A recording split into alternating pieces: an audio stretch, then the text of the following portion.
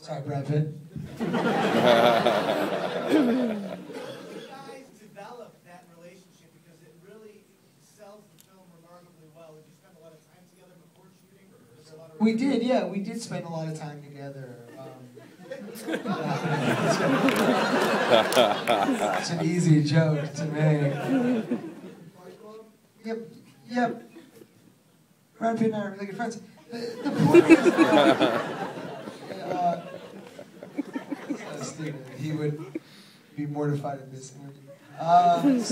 But the point is yeah. I mean, our relationship is a central relationship of the film, and we had to be guys that ended up becoming really close, and we did have a really ample amount of time. I was actually on, the Get Him to the Greek tour right prior to when we started rehearsing, so we would talk a lot, and then when I came back, we would rehearse for 2-3 months on and off, whenever he was in town or I was in town, and it was really important that we ended up forming the central relationship of this movie, and we just got along really well. He's a really fucking funny, cool guy. He's smart and interesting, and every actor says nice things about other, every actor works with a more famous actor. They always say nice things to kiss their ass, basically. And he genuinely is a great, honest, raw, intelligent, cool human being. And for me, that's easy to connect to. And I think for him, I'm myself, whether you like that or not. I'm not bullshitting you, and we just got along, and I think that really helped to make our chemistry really good. Was there a component of fear in playing, just for you playing this role? Were you? Because I've heard that from some actors that say that they don't even think about taking a part unless they're a little scared to play it. Like maybe it's just a challenge. Was there some of that here? I was just eager. I wanted the part, and then once I got it, there was obviously a little fear because, I'll tell you a story. You want to hear a funny story?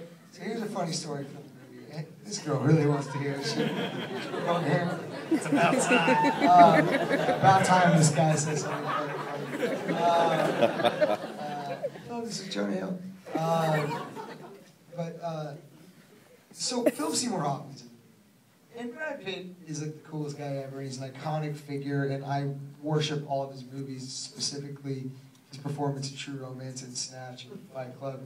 Those are like my three of my favorite performances ever. Snatch is my favorite performance of his. I think he's like remarkable in that movie. But I worship that guy. But Philip Seymour Hoffman to me, he's just unfucking real, dude. Like, there's just not an actor like that in the universe. I mean, my heroes are Dustin Hoffman and Bill Murray, but the modern day Dustin Hoffman and Bill Murray's, in my opinion, are John Riley and Philip Seymour Hoffman. Those are the guys. And the reason why Dustin Hoffman and Bill Murray are my heroes is because they do comedy and drama seamlessly. So do Phil and John C. Riley. So, Phil is so fucking good at acting that he hates my character and he hates Brad's character.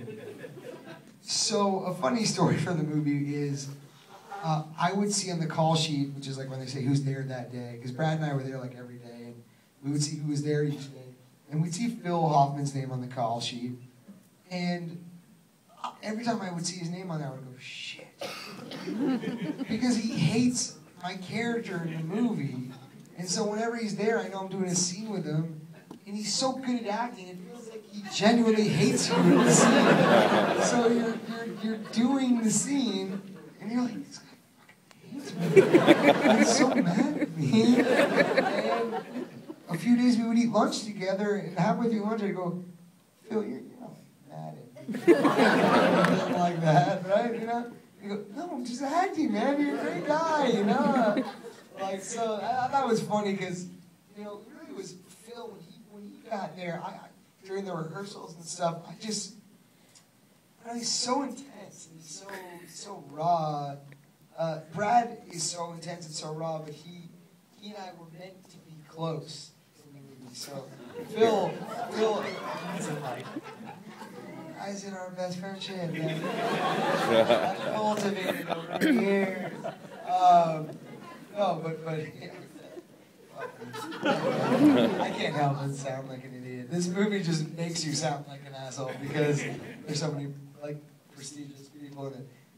But it felt like he fucking hated me while we were shooting the movie, and maybe he did. I don't know. But he's a great guy. We hung out in Toronto, and I don't know. It's just this whole thing is fucking surreal and dreamlike. You know, you want to talk about this stuff honestly and genuinely, but I'm like you guys. This feels like a dream. I can't believe I'm in this film. You're in a movie that's going to be nominated for Oscars. Like, I don't think there's any doubt about that. The Sitter. The Sitter.